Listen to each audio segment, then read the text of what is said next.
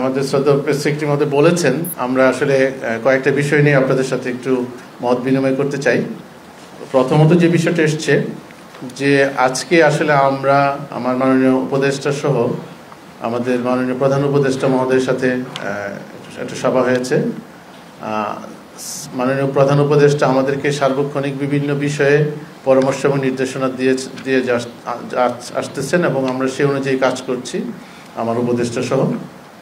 তো বেশ কিছু কার্যক্রম আমরা মাননীয় প্রধান উপদেষ্টাকে অবহিত করেছি এবং স্যার কিছু নির্দেশনা দিয়েছেন এবং আমাদের ওভারঅল কার্যক্রম নিয়ে আমাদেরকে আজকে আমাদের প্রেস সেক্রেটারি মহোদয় এই সুযোগটা করে দিয়েছেন আপনাদের সাথে একটু শেয়ার করার জন্য।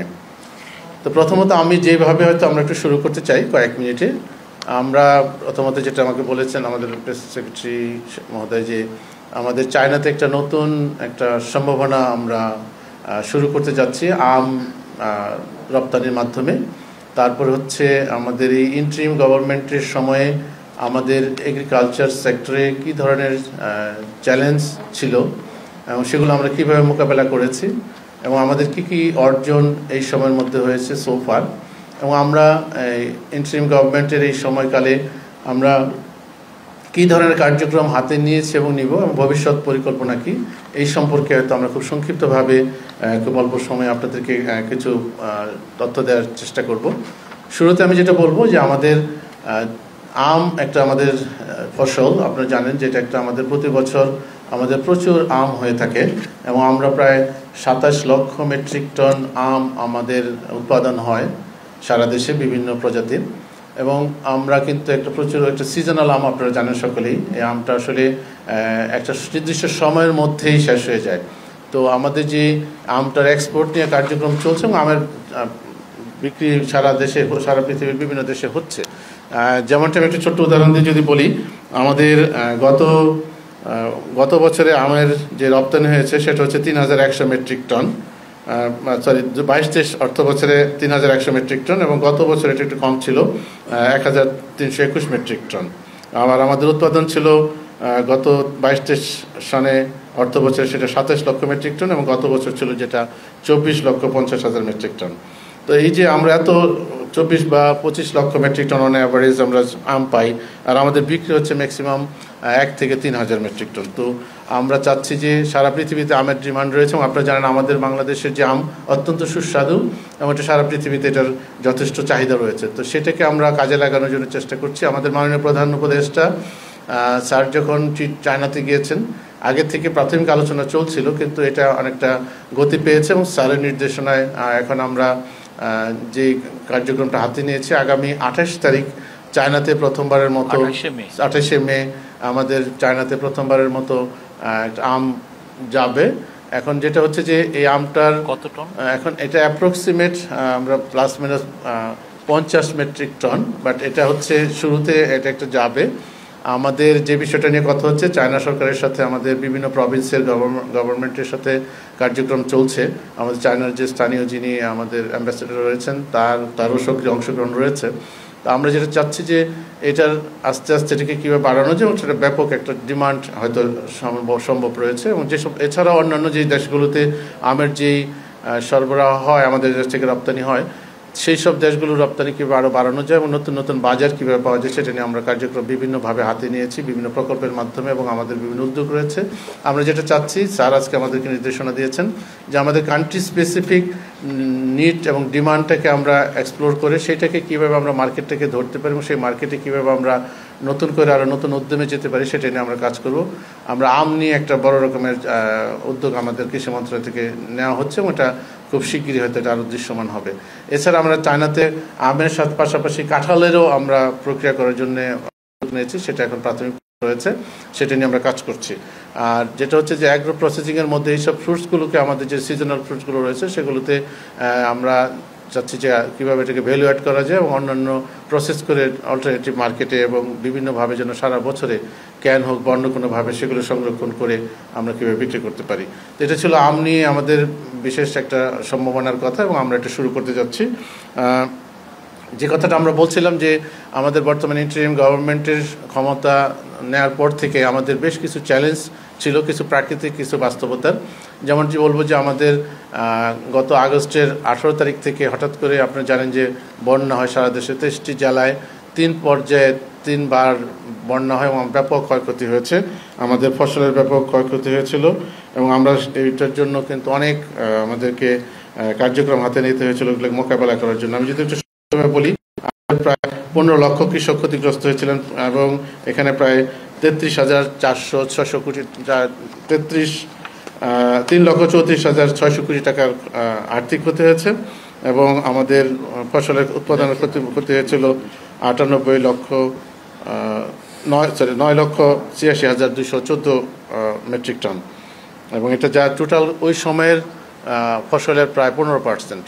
তো এইটাকে আসলে হঠাৎ করে এটা হওয়াতে আমরা প্রস্তুত ছিলাম না। তারপর আমরা বিভিন্নভাবে প্রণোদন এবং সরকারি উদ্যোগ নিয়ে কৃষি মন্ত্রণালয় থেকে সেটাকে পোষানোর চেষ্টা করা হয়েছে, বিভিন্ন জায়গা থেকে বীজ এনে এবং নতুন করে আবার যেহেতু একটু শেষ পর্যায়ে যেগুলো ছিল সেখানে আমরা নতুন বীজ সেটা প্রতিস্থাপন করার চেষ্টা করেছি, যেখানে ছিল না সেখানে আমরা কৃষক যারা ছিলেন তাদেরকে বিভিন্ন উঠান উদ্যান যেগুলোকে আমরা বলি অথবা আগামী শীতকালীন প্রণোদনা দিয়ে তাদেরকে সেটা করার চেষ্টা করা হয়েছে।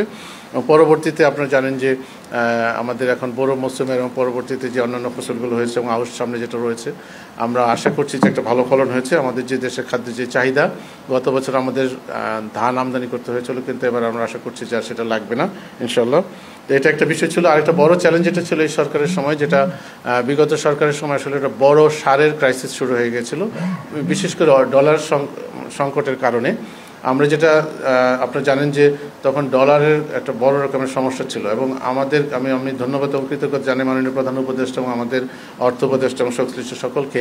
আমাদের এই সারের বিষয়টাকে বিশেষ বিবেচনায় নিয়ে তখন কিন্তু আমাদেরকে ডলারের সংকটের মধ্যে কৃষিকে বিশেষ গুরুত্ব দিয়ে ডলার সরবরাহ করা হয়েছিল। অনেক দেশ কিন্তু 4-5টা দেশে তাদের যে অর্ডারগুলো ছিল সেগুলো বাদ হয়ে গেছিলো পরপর এবং আমরা সারের একটা ক্রাইসিসে পড়ার সম্ভাবনায় ছিলাম। তো আল্লাহর রহমতে সকলের সহযোগিতায় এটা কিন্তু আমরা সামাল দিতে সক্ষম হয়েছি। হয়তো কিছু সামান্য কিছু সারের বিষয় ছিল যেটা আপনাদের সেখানে আপনারা দেখে থাকবেন, আপনারা দেখেছেন, আপনার পত্রিকা এসছে, কিন্তু সেগুলো মূলত ব্যবস্থাপনা এবং ইন্টারনাল যে ট্রান্সপোর্টেশন এইসব বিষয়গুলো নিয়ে মূলত ছিল, কিন্তু সারের কিন্তু প্রকৃত অর্থে কোনো ক্রাইসিস তখন ছিল না, যদি এত প্রতিকূলতা ছিল।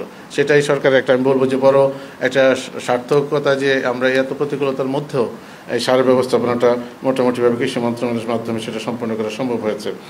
আর আমাদের আরেকটা যেটা ছিল, আপনি জানেন যে আমাদের গত বছরের আগে আমাদের আলু এবং পেঁয়াজের একটা বড় রকমের সংকট বা কম ফসল হওয়ার কারণে আলু এবং পেঁয়াজের দাম বেড়ে গিয়েছিল এবং এক পর্যায়ে কিন্তু আমরা মাননীয় প্রধান উপদেষ্টার নির্দেশনায় আমরা যেটা কৃষি মন্ত্রণালয় থেকে আমরা ওএমএস আমরা প্রথমবারের মতো বাংলাদেশে আমরা করেছিলাম, সবজি বিক্রি করছিলাম ট্রাকে 50টা ট্রাকে করে আমরা দেশের বিভিন্ন জায়গায় 3টা জেলা শহরে মেট্রোপলিটন শহরে আমরা সেটা করেছি।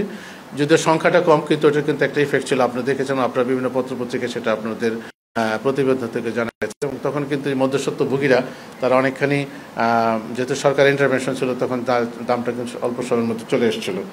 তারপরে যে জিনিসটা এসছে আমরা এই উৎপাদন যে এবার ব্যাপক উৎপাদন হয়েছে এবং আমাদের এবার শাকসবজি আবার জানেন যে স্মরণকালে আমার মনে হয় যে এবার রমজানে প্লাস অন্যান্য সময়ে শাকসবজির যেই দাম ছিল বাজারে সেটা সবচেয়ে সহনীয় এবং খুব কম দাম ছিল। এটার একটা নেগেটিভ ইফেক্ট আমরা দেখেছি, যেটা নিয়ে আমরা কাজ করছি, যে উৎপাদন বেশি হওয়ার কারণে অনেক সময় আমাদের কৃষক ভাইরা অনেক সময় মূল্যটা সেভাবে পান নাই এবং এটা একটা চ্যালেঞ্জ ছিল। সামনে সেটাকে কীভাবে আমরা অ্যাডজাস্ট করতে পারি, ভোক্তাদের যাতে আমরা সহনীয় মূল্যে আমরা ফসল সরবরাহ করা যায় এবং আমাদের কৃষকরা যারা উৎপাদন করেন তাদের মধ্যে যেন একটা উৎপাদনের যে ব্যালেন্স সেটা যেন হয়, সেটার জন্য আমরা কাজ করছি কৃষি মন্ত্রণালয় থেকে। সেটার জন্য আমাদের বেশ কিছু কার্যক্রম হাতে নিয়েছি আমরা, সেটা হয়তো আশা করি সামনে এগুলোকে আমরা প্রপারলি অ্যাড্রেস করতে পারবো। তো আমাদের প্রেস সচিব মহোদয় যেটা আরেকটা বলেছিলেন যে ইন্টারিম গভর্নমেন্টের সময় আসলে কিছু কার্যক্রম করার জন্য মাননীয় প্রধান উপদেষ্টা আমাদেরকে আগে নির্দেশনা দিয়েছিলেন। আমাদের মাননীয় উপদেষ্টার সার্বক্ষণিক দিক নির্দেশনা আমরা যে কাজগুলো এখন করছি, আজকেও আমাদের প্রধান উপদেষ্টা মহোদয় বিষয়টি আরেকবার আমাদেরকে নির্দেশনা দিয়েছেন এবং বলেছেন যে আমরা এই সময়ের মধ্যে 2টা বিশেষ কাজ করার জন্য আমরা মন্ত্রণালয় থেকে উদ্যোগ নিয়েছি, যেটা আপনাদের কাছে একটু হয়তো আমরা এখন আজকে শেয়ার করব, পরবর্তীতে হয়তো বিস্তারিতভাবে আরও এটাকে আমরা শেয়ার করব। প্রথমটি হচ্ছে যেটা আমরা আগামী 25 বছর একটা দীর্ঘমেয়াদী একটা স্ট্র্যাটেজিক এগ্রিকালচার স্ট্র্যাটেজিক প্ল্যান করার জন্য আমাদেরকে মাননীয় প্রধান উপদেষ্টা নির্দেশনা দিয়েছেন। যেমনটি সেটা কীরকম হবে, আমরা প্রতি বছরে যে আমাদের ইয়ার টু ইয়ার ডেমোগ্রাফিক যে প্রজেকশন, জনসংখ্যার যে বৃদ্ধির যে প্রজেকশন, সেটা আমরা নির্ধারণ করব এবং নির্ধারণ করে বেসিক ফুডের জন্য আমাদের কী ধরনের নিট অ্যান্ড ডিমান্ড থাকবে সেটা আমরা ওখান থেকে বের করব। তারপর যেটা হচ্ছে শুধু আমাদের হিউম্যান কনজামশন নয়, non human consumption, poultry, fisheries, livestocks এবং আদার যে ইভেন বনের যে পশু পাখি বা অন্যান্য যা তাদেরও কিন্তু আসলে আমাদের উৎপাদিত ফসল থেকে তাদের খাবারটা হয়, সেগুলোকে ক্যালকুলেশন করে আমাদের ফিশারিজ অ্যান্ড লাইভস্টক মিনিস্ট্রি তাদের পার্টটা তারা করবেন। কৃষি মন্ত্রণালয়ের অংশটাতে আমরা আমাদের যে আইটেমগুলো রয়েছে সেগুলোর জন্য আমাদের কী পরিমাণ চাহিদা থাকবে সেটা নির্ধারণ করা হবে। সেই নির্ধারিত চাহিদা অনুযায়ী আমরা কিভাবে এইটাকে ফুডটাকে আমরা নিশ্চিত করতে পারবো সেটা নিয়ে কাজ করার জন্য আমাদেরকে মাননীয় প্রধান উপদেষ্টা নির্দেশনা দিয়েছেন, যাতে করে আমরা দীর্ঘমেয়াদে একটা পরিকল্পনা নিয়ে সেটাকে অ্যাচিভ করতে পারি। তো সেটার জন্য আমাদের যেটা আরেকটা নির্দেশনা এসছে এবং আমরা যেটা ভাবছি যেটা হচ্ছে যে আমাদেরকে নিরাপদ খাদ্যের নিশ্চয়তা দেওয়া লাগবে, সেটার জন্য কাজ করতে হবে এবং সেটা যেন নিউট্রিশাস বা পুষ্টিকর খাদ্য হয়। তো আমাদের যেটা আমরা করব যে safe nutritious food security ensure করা for both human and non human consumptions, এটা আইডেন্টিফাই করে আইটেম ওয়াইজ আমাদেরকে কীভাবে সেটাকে করা যায় সেটা নিয়ে আমরা কাজ করার জন্য আমরা উদ্যোগী হয়েছি। এবং এটার জন্য যে কাজটা হবে, আমাদের যেহেতু কৃষক ভাইরা মূলত এগুলো আমাদেরকে মাঠ পর্যায়ে করবেন, সেজন্য আমাদের সবসময় খেয়াল রাখতে হবে। মাননীয় প্রধান উপদেষ্টাও আমাদেরকে বলেছেন যাতে কৃষক বান্ধব একটা প্রক্রিয়া যেন হয় এবং ফার্মার্স ফ্রেন্ডলি একটা অ্যাটমসফিয়ার ক্রিয়েট করতে হবে, যাতে তারা উৎপাদন করতে উৎসাহী হন এবং কৃষকরা যেন এটাকে পেশাটাকে যেন একটা ব্যবসা হিসেবে নিয়ে তাদের জন্য লাভজনক একটা পর্যায়ে যায়, সেটা কীভাবে করা যায় সেটা পরিকল্পনার মধ্যে রাখতে হবে বলে উনি আমাদেরকে পরামর্শ এবং নির্দেশনা দিয়েছেন।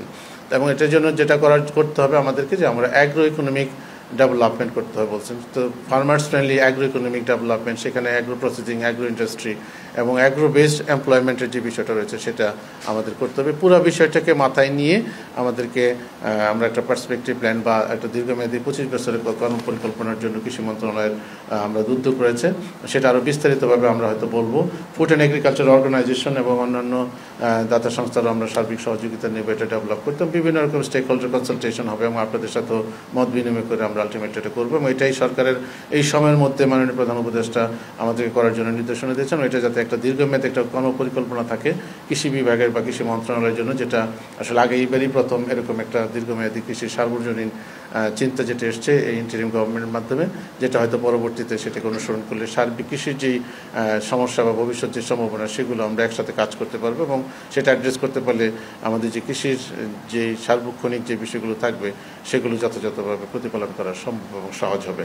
তো এটা একটা বিষয় ছিল। আরেকটা নির্দেশনা আমরা পেয়েছি এবং এটা আমরা কাজ করছি। মাননীয় প্রধান উপদেষ্টা আমাদেরকে যেটা বলেছেন যে আধুনিক প্রযুক্তির কিভাবে সংমিশ্রণ করে এবং আমাদের ইয়াং যারা জেনারেশন রয়েছে তাদেরকে কৃষিতে কীভাবে আমরা আরও সংশ্লিষ্ট করতে পারি এবং আগ্রহী করতে পারি, এবং মহিলা যারা আমাদের রয়েছেন কিষানি অথবা শিক্ষিত যারা নারী রয়েছেন তাদেরকে আমরা কীভাবে এন্টারপ্রেনিউরশিপ ডেভেলপ করতে, কৃষি সেক্টরে উৎসাহিত করতে পারি সেটা নিয়ে কাজ করার জন্য। ওটার জন্য একটা যেটা আমাদের একটা সিদ্ধান্ত এসছে, আমরা একটা অ্যাপস ডেভেলপ করে, সেটা হচ্ছে আমব্রেলা এমআইএস সিস্টেম ডেভেলপ করে বিভিন্ন রকমের টেকনোলজি ইউজ করে কৃষি কীভাবে আরও আধুনিক এবং আরও বেশি প্রোডাক্টিভ করা যায়, সেটা যেন ব্যবসার সাথে লিঙ্কড হয় সেরকমভাবে কাজ করার জন্য আমরা উদ্যোগ নিয়েছি কৃষি মন্ত্রণালয় থেকে। আমরা ইতিমধ্যে একটা খামারি অ্যাপসের খুবই সংক্ষিপ্ত একটা ভার্সন শুরু হয়েছে কৃষি মন্ত্রণালয়ের মাধ্যমে, যেটা থেকে আমরা একটা ভূমির যে কন্ডিশন, সয়েল কন্ডিশন সেটা আমরা জানতে পারি এবং ওই জমি থেকে কী ধরনের ফসল করা সম্ভব সিজন ওয়াইজ সেটা জানা এবং সেখান থেকে কী পরিমাণ সার দেওয়া লাগবে এটার যাতে সারের অপচয় না হয় সেটা আমরা নিশ্চিত করার জন্য এই অ্যাপসটা চালু রয়েছে। এটাকে আরও এক্সটেনশন করার জন্য সিদ্ধান্ত হয়েছে এবং আমরা সেটা কার্যক্রম হাতে নিয়েছি। এখানে অনেকগুলো কাজ করা হবে, একটু যদি সংক্ষিপ্তভাবে আপনাদেরকে বলি 1 মিনিটের মধ্যে। আমরা যেটা করব, এখন আমাদের জেলার সারা দেশে যতগুলো মৌজা রয়েছে জমির, সেই মৌজা ওয়ারি আমাদের সয়েল কন্ডিশনগুলো টেস্ট করা হয়েছে। আমাদের এসআরডি একটা মৃত্তিকা সম্পদ গবেষণা ইনস্টিটিউট রয়েছে, তারা সেটা করেছেন। প্রায় 450টা উপজেলার প্রত্যেকটা মৌজার তথ্য আমাদের কাছে রয়েছে এবং আমাদের এক্সপার্টরা ঠিক করেছেন যে কোন এলাকায় কোন মৌজাতে কোন ফসলটা কোন সিজনে অ্যাপ্রোপ্রিয়েট হবে সেগুলো একটা চয়েস থাকবে। তখন কৃষক ভাইরা যখন সেখানে যাবেন তার চয়েস অনুযায়ী তখন আমরা যেগুলো এখন নতুন যোগ করার কথা ভাবছি, আজকের আলোচনায় এসছে আমাদের নির্দেশনায় অ্যাভেলেবল হবে, কোথা থেকে পাবো সেটা ঠিক করা হবে। তারপরে সারের কি পরিমাণ ব্যবহার হবে সেটা আমরা নিশ্চিত করব, এবং সেখানে একটা রেঞ্জ দেওয়া থাকবে। কম সার হলে হয়তো জমির উর্বরতা বাড়বে না, আবার বেশি হলে জমির ক্ষতি এবং আর্থিক ক্ষতি হবে কৃষকরা, সেটা তারা জানবেন। এরপর হচ্ছে যেটা পেস্টিসাইড, যেটা আমরা বিভিন্ন রকমের কীটনাশক ইউজ করে থাকি, সেটা অনেক সময় অনেক বেশি করে থাকে, আপনারা জানেন, অসচেতনভাবে অনেক সময় করা হয়ে থাকে। সেগুলোকে আমরা কীভাবে রেঞ্জের মধ্যে কীটনাশক কোনটা কী পরিমাণ করতে হবে সেটা এখানটায় থাকবে। কোনো রোগবালাই যেগুলো হবে সেগুলোকে কীভাবে মিট করতে হবে আর্টিফিশিয়াল ইন্টেলিজেন্স দিয়ে, অথবা আমাদের বিভিন্ন রকমের যে আমাদের ছবি অথবা আমাদের ভিডিও পাঠালে সেখানে আমাদের যে এক্সপার্ট টিমরা থাকবে তারা সরাসরি তাদের কনসালটেশন দিবেন এবং তারা প্রেসক্রিপশন পাবে। মাঠ পর্যায়ে আমাদের যে কর্মীরা রয়েছেন তারা সেখানে তাদেরকে সহায়তা করবেন। এরপরেও আমরা যেটা চিন্তা করছি, একটা হটলাইন নাম্বার এক পর্যায়ে নেওয়ার কথা, যেটা 999 মতো করে কারো কোনো সমস্যা হলে সেটা সেখানে আমাদের কর্মীরা গিয়ে পৌঁছাবে এবং তাদের কাছ থেকে সেই সমস্যার সলিউশনগুলো দিবে, এবং সেটা যেই পর্যায় থেকে সলিউশন দিতে হয় সেটা আমাদের করা হবে। এরপরে হচ্ছে আমাদের 24/7 আমাদের যে আবহাওয়ার যেই তথ্যগুলো আমরা পাই, আমাদের ওই কোন এলাকার কী অবস্থা এবং আমাদের ভবিষ্যৎ আবহাওয়ার যে ফোরকাস্ট এগুলো থাকবে, এবং ফোরকাস্ট অনুযায়ী কীভাবে কৃষকদের প্রস্তুতি নিতে হবে সেটারও এখানে ব্যবস্থাপনা থাকবে। আর একটা যেটা বড় বিষয়, আমাদের কৃষির যেটা বড় সমস্যা আমরা প্রায় ক্ষেত্রে ফেস করছি, আমাদের স্ট্যাটিস্টিক্সটা অ্যাকুরেট হয় না, এবং অ্যাডমিনিস্ট্রেটিভ ডাটা এবং আমাদের যে বিবিএসের ডাটা সেগুলোর মধ্যে অনেক ভেরি করে অথবা বিলম্ব হয়, যে কারণে অনেক সিদ্ধান্ত নিতে অনেক সমস্যা হয়। আমাদেরকে মাননীয় প্রধান উপদেষ্টা নির্দেশনা দিয়েছেন যে এই ডাটাটা যেন অ্যাকুরেট হয় যথাসম্ভব, সেটার জন্য কাজ করতে। সেটা নিয়ে আমরা কাজ করব, এবং সেটা নিয়ে আমাদের বিবিএসের সাথে আমাদের একসাথে জয়েন্টলি আমরা এগ্রিকালচারের স্ট্যাটিস্টিক্সগুলো ডেভেলপ করার চেষ্টা করব। সেখানে আমাদের ড্রোন, স্পার্সো প্লাস হচ্ছে আমাদের যে আমাদের বিভিন্ন রকমের যে রিমোট সেন্সিংয়ের যে বিষয়গুলো রয়েছে সেগুলোকে মাথায় নিয়ে হাইস্ট টেকনোলজিগুলো আছে সেগুলোকে ইউজ করে সেটাকে কীভাবে করা যায় এবং একটা সিস্টেমের মধ্যে এনে যাতে সকল প্রকার স্ট্যাটিস্টিক্সটা প্রপার হয় সেটা জানা, এবং সেক্ষেত্রে ওটা জানতে পারলে আমাদের কী পরিমাণে এক্সপোর্ট ইম্পোর্ট হবে, জমির আমাদের নিট ডিমান্ড কী আছে সেগুলো বের করা সম্ভব হবে, সেটার জন্য একই সাথে অ্যাপসের মাধ্যমে কাজ করার জন্য আমাদের সিদ্ধান্ত হয়েছে। এবং আমরা যেটা করবো, আরেকটা যেটা আমাদের 17টা ডিপার্টমেন্ট রয়েছে, সেখানে আমাদের 17টা ডিপার্টমেন্টের আগে এখন আলাদা আলাদাভাবে বিভিন্ন প্রকল্পের মাধ্যমে বিভিন্ন রকমের অ্যাপস জেনারেটেড ছিল বা অনেকগুলো হয়, সেগুলো না করে আমরা একটা সিঙ্গেল উইন্ডোজ দিয়ে যাওয়ার জন্য আমাদের সিদ্ধান্ত হয়েছে যে আমরা একসাথে একটা সিঙ্গেল উইন্ডোজে যাব এবং সবগুলো প্রতিষ্ঠানের অ্যাপস যাই থাকুক সেটা এটার মধ্যে দিয়ে যেতাম, সেখানে গিয়ে সকলেরটা থাকবে। তো মোট কথা হচ্ছে যে আমরা আলাদাভাবে এক পর্যায়ে গিয়ে আমরা ওইভাবে আর আলাদা অ্যাপস রাখবো না, একসাথে করে কৃষি মন্ত্রণালয়ের আওতাধীন যত দপ্তর সংস্থা রয়েছে তারা সেগুলো একসাথে সেটা করবে।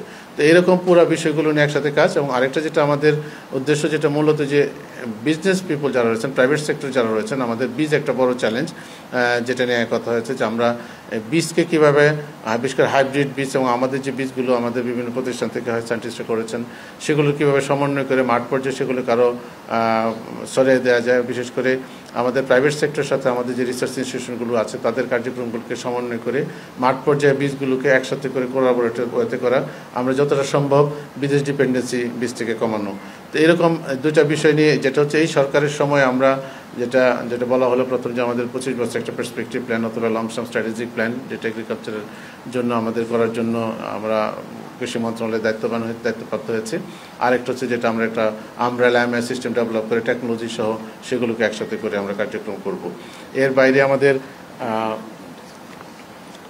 কিছু আমাদের যেটা হয়েছে যে আমাদের মাননীয় প্রধান উপদেষ্টা যেদিন প্রথম সকল সচিবদেরকে নিয়ে আসলে উনি মিটিং করে আমাদের একটা নির্দেশনা দিয়েছিলেন, এটা বলুন যে এটা আমরা এটার উপর দিয়েছি, এটা আমরা আপনাদেরকে বলে দিতে হচ্ছে। আমরা যেটা হয়েছে যে আমরা ঠিক করেছি যে উনি বলেছিলেন যে সংস্কারের কি কাজ করা যায়, তো সেটা হলো ওনার নির্দেশনা অনুযায়ী আমরা 9টা আমরা থিমেটিক এরিয়া আমরা আইডেন্টিফাই করেছি। সেই 9টা থিমেটিক এরিয়ার মধ্যে আমাদের 25টা সাব সেক্টরে আমরা কাজ করব। সেই সাবসেক্টরগুলোকে মাথায় নিয়ে দীর্ঘমেয়াদী 25 বছরের পরিকল্পনার কথা যেটা এসছে সেটা নিয়ে আমরা কাজ করব। তো সংক্ষিপ্তভাবেই আমার মনে হয় যেহেতু সময় সংক্ষিপ্ত, আমি এখানে থামছি। আমাদের প্রেস সচিব মহোদয় আছেন, উনি হয়তো বাকি অংশটা পরিচালনা করবেন। ধন্যবাদ। আমরা আসলে আপনাদের থেকে প্রশ্ন নিব, আপনারা যখন প্রশ্ন করবেন আপনার নাম বলবেন এবং প্রতিষ্ঠানের নাম বলবেন। Thank you. Multiple question avoid করেন, যেটা হয় যে সেকেন্ড কোশ্চেন আসতে আসতে প্রথম কোশ্চেন আমরা অনেক সময় ভুলে যাই। Thank you.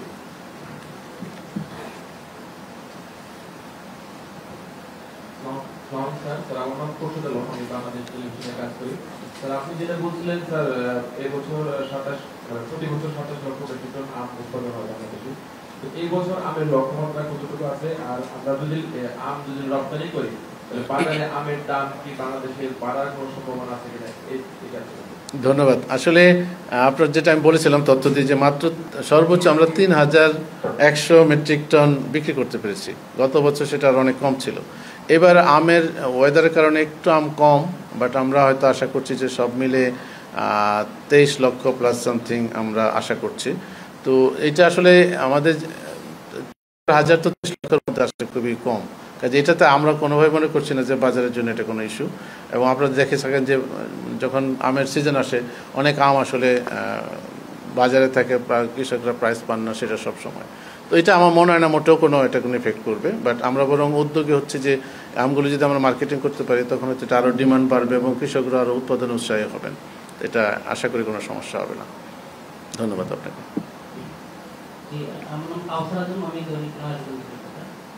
আমার দুটি প্রশ্ন, একটা হচ্ছে যে চায়না থেকে কি পরিমাণ আম নেওয়ার জন্য চাহিদা দিয়েছে কিনা, মানে সুনির্দিষ্ট কোনো চাহিদা আছে কিনা। দ্বিতীয় প্রশ্ন হচ্ছে যে 2050 সাল পর্যন্ত আপনারা যে কৃষি মহাপরিকল্পনার কথা বলছেন আপনাদেরকে নিতে দেওয়া হচ্ছে প্রধানমন্ত্রীর থেকে, সেক্ষেত্রে এই পরিকল্পনা কতদিন নাগাদ এটা শেষ হবে? ধন্যবাদ। সেখানে মানে কোন কোন দিকগুলো আপনারা পাবেন? জি ধন্যবাদ। আসলে যেটা হয়েছে প্রথম যেটা আপনি বললেন যে চায়নাতে কি পরিমাণ দিয়েছে, বিষয়টা হচ্ছে যে প্রত্যেকটা দেশেরই আসলে তাদের এই ইম্পোর্টের বিশেষ করে পেরিশেবল এবং ফুড এটা কিন্তু নির্দিষ্ট সিকিউরিটি বিষয় থাকে এবং তারা অনেকগুলো মেজার এগুলো চান। এবং আমরা যেটা করেছি চায়নাতে এখনও পর্যন্ত সুনির্দিষ্ট কোনো না, এটা চায়না ওপেন আছেন, আমরা শুরু করেছি এবং আমাদের সাথে তাদের যে পুরো এগ্রো প্রসেসিংয়ের যে বিষয়টা রয়েছে তাদের বেশ কিছু রিকোয়ারমেন্ট ছিল, আমরা অনেকগুলো ফুলফিল করেছি এবং প্রাথমিকভাবে তারা নেওয়া শুরু করেছেন এবং তাদের এবং প্রভিন্সিয়াল বিষয়গুলো তো তাদের নির্দিষ্ট হয়তো রিকোয়ারমেন্ট থাকবে, সেটা বুঝে আমরা মোট কথা তাদের সাথে জয়েন্টলি কাজ করছি। যেই রকম রিকোয়ারমেন্ট থাকবে সেগুলো আমরা ফুলফিল করার চেষ্টা করবো, এগুলো বেশ কিছু প্রক্রিয়ার মধ্যে দিয়ে যেতে হয়, তো সেটা আমরা করছি। আমরা মনে করছি যে এটা যথেষ্ট প্রসপেক্ট রয়েছে। চায়না একটা অনেক বড় দেশ, আমাদের আম যেহেতু সুস্বাদু এবং আমের একটা মার্কেট পাবো, আমরা খুব শিগগিরই যেহেতু শুরু করছি তখন তাদের নিট অ্যান্ড ডিমান্ড অনুযায়ী আমরা প্রস্তুতি নিচ্ছি এবং সেভাবে যতটা সম্ভব আমরা এক্সপোর্ট অ্যাগ্রেসিভলি করার চেষ্টা করব। বাট সুনির্দিষ্টভাবে আসলে আমার কাছে এই মুহূর্তে বলা মুশকিল যে কী পরিমাণ তারা ওখানে আমরা এক্সপোর্ট করতে পারবো। যে এটা একটা উত্তর গেল। আপনি যে জিনিসটা নিয়ে বলেছেন যে 2050 সনের যে পরিকল্পনার কথাটা আমাদের বলেছে, এগুলো আসলে সব কিছুই থাকবে, মানে আধুনিক যত ধরনের এগ্রিকালচারের যে বিষয়গুলো আছে পৃথিবীতে সেগুলো বেস্ট প্র্যাকটিসেসগুলো এবং আমাদের যে নিট অ্যান্ড ডিমান্ডটা যেটা বললাম সেটার সাথে আমরা মাথায় নিয়ে অনেকগুলো বিষয় মাথায় চিন্তা করতে হবে। যেমনটা হচ্ছে যে আমাদের যেই পরিমাণ জনবল আসবে, এখন আপনার জনসংখ্যা বাড়বে, আমাদের জমি কিন্তু ক্রমশই কমছে, যেটা আমাদের কৃষির জমি যেটা, তাহলে আমাদের ডিমান্ড বাড়বে, কারণ 50 সন পর্যন্ত আমাদের ডেমোগ্রাফিক পজিশন কিন্তু আমাদের বাড়তেই থাকবে, কমবে না, ডিক্লাইনিং ট্রেন্ড হবে না, 60-র পরে হয়তো এক পর্যায়ে হবে। তো আমরা যেটা মনে করি যে এই লোকগুলো আমাদের জনসংখ্যাকে খাওয়াতে হবে এবং নন হিউম্যান কনজাম্পশন আমাদেরকে এনশিওর করতে হবে। সেটার জন্য আমাদেরকে যেটা আজকে আমাদের প্রধান উপদেষ্টা আমাদের বলেছেন, আমরা যেটা চিন্তা করছি যে ইভেন আমাদের সোর্সিং করতে হবে বাইরে থেকে, হয়তো যেমন আমরা বলছি যে আমাদের এগ্রিকালচারে আমাদের যে ম্যান পাওয়ার বাইরে এক্সপোর্ট করি, আমরা এগ্রিকালচারে কীভাবে ম্যান পাওয়ার এক্সপোর্ট করা যায় সেটা আমাদের ভাবতে হবে।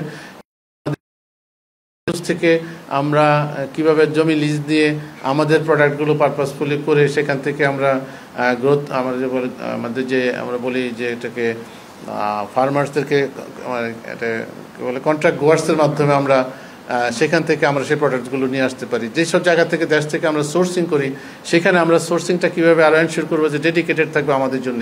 ইভেন আজকে বলা হচ্ছিল যে আমাদের ফার্টিলাইজার একটা রেগুলার আনতে হয়, যেসব দেশ থেকে আমরা ফার্টিলাইজার আনি সেখানে কি আমরা জয়েন্ট ভেঞ্চারে কোনো ইন্ডাস্ট্রি করতে পারি কিনা ডেডিকেটেড আমাদের জন্য, যেহেতু এটা একটা পার্মানেন্ট ডিমান্ড আমাদের আছে। তো সো ফুড এবং এই অন্যান্য যে রিলেভেন্ট যে বিষয়গুলো রয়েছে সেগুলো কীভাবে আমরা এনশিওর করতে পারি, সেটার জন্য আমাদের শুধু বাউন্ডারির ভিতরে না, আমাদেরকে বিয়ন্ড বাউন্ডারি অনেক চিন্তা করতে হবে, সেটা নিয়ে আমরা কাজ করব। সেটা সব কিছু মিলেই যাতে আমাদের এই নিট অ্যান্ড ডিমান্ডটা কীভাবে আমরা ফুলফিল করতে পারি, কোথার থেকে কীভাবে বানলে এবং সেটা আবার যাতে সেফ এবং নিউট্রিশাস হয়, এইটা নিয়ে একসাথে কাজ করার কথা বলেছে। এগুলো ব্যাপকভাবে হয়তো এই চিন্তাগুলো থাকবে এবং তখন যখন আমরা এটার ভিতরে অন্তর্ভুক্ত থাকবে। আর এটা আমাদের ইচ্ছা এবং এটা আমাদের প্রতি নির্দেশনা যে আমরা এই ইন্টারিম গভর্নমেন্টের সময়ের মধ্যেই আমরা এটা ডেভেলপ করব। Thank you. প্লিজ। আমি শাহাদাত বিপ্লব, কাজ করি বিদ্যুৎ স্ট্যান্ডার্ডে। আমাদের কৃষকদের সাথে আমরা যখন কথা বলি এখন প্রচুর রপ্তানিযোগ্য আম উৎপাদন হচ্ছে। আর রপ্তানিকারকদের সাথে যখন কথা বলি যে কেন এগুলো আসলে বাইরে যাচ্ছে না, তো তারা মূল যে প্রতিবন্ধকতা বলেন যে আমাদের বিমান ভাড়া হচ্ছে যে পার্শ্ববর্তী দেশের তুলনায় বা কোনো কোনো ক্ষেত্রে হচ্ছে 3 গুণ। এই ক্ষেত্রে চীনের ক্ষেত্রে আমরা জানি একটা চ্যালেঞ্জ আছে যে থাইল্যান্ড থেকে সরাসরি বাই রোড চীনে হচ্ছে যে বাই রোডে হচ্ছে চীনে আম রপ্তানি। এই ক্ষেত্রে আসলে আপনাদের কোনো পদক্ষেপ আছে কিনা যে বিমান ভাড়া আসলে কিভাবে কমানো যায়? আমাদের দেশ থেকে যে আম যায় সেটা মূলত প্যাসেঞ্জার বিমানে যায়, তো এই ক্ষেত্রে কার্গো বিমানে আসলে কোনোভাবে ব্যবস্থা করা যায় কিনা? ধন্যবাদ। এটা খুবই বাস্তব অবস্থা, এটা আমাদের আমরা একটা চ্যালেঞ্জ, এক্সপোর্টের জন্য বড় চ্যালেঞ্জ যেটা আমাদের সহকর্মী যেটা বললেন যে বিমানের কার্গোর এবং ভাড়ার যেটা বিষয় রয়েছে। আর সেকেন্ড যেটা হচ্ছে যে আমাদের এই যে এক এক দেশের এক এক রকমের কোয়ারেন্টাইনের যে প্রসিডিউরাল যে রিকোয়ারমেন্টগুলো রয়েছে সেটা, তো আমরা ওই প্রসিডিউরাল রিকোয়ারমেন্টগুলো হয়তো আমরা আমাদের মতো করে ম্যানেজ করতে পারবো, কিন্তু ওই বিমানের বিষয়টা একটা চ্যালেঞ্জিং বিষয়। আমরা এটা নিয়ে রেগুলার কাজ করছি। আজকে আমাদের একটা গ্রুপ অফ পিপল এসেছিলেন যে তারা কীভাবে আমাদের পটেনশিয়াল মার্কেটগুলোতে কার্গোর সাপ্লাই কীভাবে দিতে পারেন, এবং চায়নার সাথে আসলে আমাদেরকে আলটিমেটলি যদি আমাদের ডিমান্ডটা সেভাবে বাড়ে তাহলে হয়তো আমাদের সেরকম একটা প্রক্রিয়ার মধ্যে দিয়ে আমরা আমাদের যাওয়ার ভবিষ্যৎ পরিকল্পনা রয়েছে। আমাদের যেসব দেশগুলোতে পটেনশিয়াল মার্কেট রয়েছে আমরা সেই মার্কেটটাকে অ্যানালাইসিস করে দেখে কোথায় কোথায় আসলে আমাদের এই কার্গোর ব্যবস্থা করা উচিত বলে সম্ভাবনা রয়েছে যে আমরা মনে করি, সেগুলোকে নিয়ে আসলে আমাদের মার্কেট রিসার্চ করে আমাদেরকে উদ্যোগী হতে হবে। তো এটা একটা বড় চ্যালেঞ্জ। আপনি যথার্থ বলেছেন যে বিমানের স্পেস এখন আমাদের অনেক সময় এগ্রিকালচার প্রোডাক্ট আমরা দিতে পারি না, এবং এমনটি হয় যে অনেক সময় আমরা প্রোডাক্ট এয়ারপোর্টে নেওয়া হয়েছে কিন্তু লাগেজের স্পেস না থাকার কারণে আসলে আমরা আমাদের এই এগ্রিকালচার প্রোডাক্টগুলো অনেক সময় আমরা সাথে সাথে দিতে পারি না। এটা একটা চ্যালেঞ্জ। তো এটা নিয়ে আমরা বিমানের সাথে আমাদের সিভিল এভিয়েশন মিনিস্ট্রির সাথে আমরা কথা বলছি যাতে একটা ফিক্সড অন্তত একটা দেওয়া যায় কিনা। তো এইগুলো আসলে একটা চ্যালেঞ্জ, বাট এগুলোকে সব মিলিয়ে উত্তরণ করতে হবে। তো আমরা যে 2025 সনের যে কথা বলছি, আমরা যে জিনিসগুলো এক্সপোর্ট করব সেই এক্সপোর্টের পটেনশিয়ালস মার্কেটগুলো কী এবং কোথায়, এবং সেটা ডিমান্ডের যে চ্যালেঞ্জ এটা অবশ্যই কার্গো একটার মধ্যে থাকবে, সেগুলো কীভাবে মিট আপ করা যায় সেটা আমাদের এই পরিকল্পনার মধ্যে থাকবে, এবং সেভাবে আমরা সরকারিভাবে উদ্যোগ নেব, চেষ্টা করব। ধন্যবাদ আপনাকে।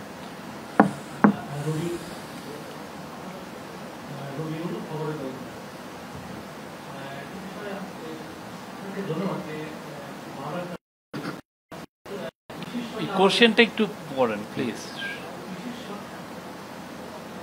কৃষির সঙ্গে আমাদের বড় জনগোষ্ঠী আমাদের সঙ্গে কাজ করে আসলে সময় পরিবর্তন হয় না, এ ধরনের উদ্যোগ একটা বিষয় আমাদের জানা আছে যে আম যেহেতু চীনে রপ্তানি হওয়ার একটা সম্ভাবনা দেখা দিচ্ছে, এখানে কোন এলাকার কি জাতের আম রপ্তানি হচ্ছে একটা হচ্ছে যে কৃষকদের আম যারা উৎপাদন করেন তাদেরকে কি ধরনের প্রণোদনা দিবে? চীন থেকে ইউরোপে আম যায়, তারা কৃষকদের কিছু সহযোগিতা করে, আর্থিক হোক বা টেকনোলজি বিভিন্ন ধরনের চীনের সহযোগিতা কি থাকবে আর প্রাইসটা কি পরিমাণ, প্রাইস কিভাবে নির্ধারণ হবে? ধন্যবাদ। আসলে এটা তো আসলে এক্সপোর্ট, তো এটা তো ধরেন আসলে প্রাইস তো নির্ধারণ হয় এক্সপোর্টার এবং আমাদের যারা প্রডিউসার তাদের মাধ্যমে। ওইটা আসলে কম্পিটিটিভ হবে নিঃসন্দেহে, এটা আসলে আমাদের বলা মুশকিল ফিক্স করে। তো যেটা আপনি বললেন যে কৃষকদের যেটা, এটা কিন্তু আমরা সরকারিভাবে যথেষ্ট আমরা অনেকগুলো প্রক্রিয়া নিয়েছি, আমরা বেশ কয়েকটা প্রজেক্ট চলমান আছে এবং আমাদের কিন্তু কার্যক্রম অলরেডি চলছে। যেই রিকোয়ারমেন্টগুলো রয়েছে চীনের, সেগুলো কিন্তু আমরা সরকারিভাবে বিভিন্ন প্রকল্পের মাধ্যমে আমরা সেই প্রক্রিয়া অলরেডি করেছি, এবং এখানে আরও বেশ কিছু অন দি প্রসেসে আছে, এবং পাইপলাইনে আমাদের আরও কয়েকটা প্রজেক্ট রয়েছে যেগুলোর মাধ্যমে আমাদের ওই রিকোয়ারমেন্টগুলো ফুলফিল করার জন্য যা যা করা দরকার সেগুলো আমরা সরকারিভাবে করছি। এবং এখানে হয়তো আমাদের বিভিন্ন প্রকল্প আছে, সেখানে বৈদেশিক সাহায্য রয়েছে, বাট এটা আমাদের লোনের টাকা, সেটা কিন্তু আমাদের সরকারের অংশ। মানে এখান থেকে আলাদাভাবে কেউ যখন কিনে নিচ্ছে তারা আসলে সেভাবে দিচ্ছে না। কখনো কখনো কোনো ব্র্যান্ডের আপনি যেটা জানেন তারা হয়তো কিছু সরাসরি কিছু প্রণোদনা দেয়, সেটা আসলে এইখানে এইভাবে না। এটা সুনির্দিষ্ট, যদি আপনি কোনো স্পেসিফিক বলতে পারেন সেটা হয়তো তাহলে আমি একটু দেখতে পারি। আর যেটা হচ্ছে যে আমাদের ফুড অ্যান্ড এগ্রিকালচার অর্গানাইজেশনের যে আমাদের যেটা আছে ইউএন অর্গানাইজেশন, তারা ফাও থেকে চায়না থেকে একটা একটা ফান্ড নিয়ে এফএওর মাধ্যমে তারা একটু ওই সাপোর্ট দেওয়ার চেষ্টা করতেছেন। এইটা একটা হয়তো আপনি যদি শুনে থাকেন সেরকম কোনো একটা বিষয় কিনা, বাট ইন জেনারেল এফইউ আমাদেরকে অ্যাসিস্ট করছে, টেকনিক্যাল সাপোর্ট দিচ্ছেন, এবং তারা আরও অন্যান্য আমাদের যে পুরো প্রসেস যেটা আমরা বললাম, আমাদের পার্সপেক্টিভ প্ল্যানেও আমাদের সাথে মানে অংশীজন হিসেবে আছেন। তারা আমাদেরকে বিভিন্ন বেস্ট প্র্যাকটিসেসগুলো ওয়ার্ল্ডে কী আছে সেগুলো দিচ্ছেন এবং টেকনিক্যাল সাপোর্ট দিচ্ছেন। এডিবি ওয়ার্ল্ড ব্যাংকের মাধ্যমে আমরা তাদের অ্যাসিস্ট্যান্স নিচ্ছি, এবং ইউএসডিএ যেটা ছিল এখন যদি একটু পরিস্থিতির কারণে হয়তো সেভাবে আছে, ইউএসডিএটা আছে, ইউএসএইডটা বন্ধ হয়ে গেছে। তো এইসব বিভিন্ন ধরনের ইন্টারন্যাশনাল এজেন্সি যারা রয়েছে তাদের কাছ থেকে আমরা এক্সপার্ট ওপিনিয়ন নিচ্ছি এবং তাদের কাছ থেকে আমরা বিভিন্ন টেকনিক্যাল সাপোর্ট নিচ্ছি। তো বিষয়গুলো আমরা ওভারঅল সব কিছু মিলে সরকারের সকল অংশীজন যারা রয়েছেন, সরকার এবং সরকারের বাইরে কৃষি সেক্টর সংশ্লিষ্ট যারা রয়েছেন সকলকে নিয়ে একটা দীর্ঘমেয়াদী পরিকল্পনা করা হবে এবং ডিটেইলিং করে সেটা করা হবে। এবং এটা যেটা এবারই প্রথম হয়তো কোনো মন্ত্রণালয় থেকে যেটা সরাসরি আমাদের একটা স্ট্র্যাটেজিক প্ল্যান বা পার্সপেক্টিভ প্ল্যান কৃষি মন্ত্রণালয়ের মাধ্যমে নেওয়া হবে একটা দীর্ঘমেয়াদী পরিকল্পনা, অন্তত এই সরকারের উদ্যোগ এবং নির্দেশনা।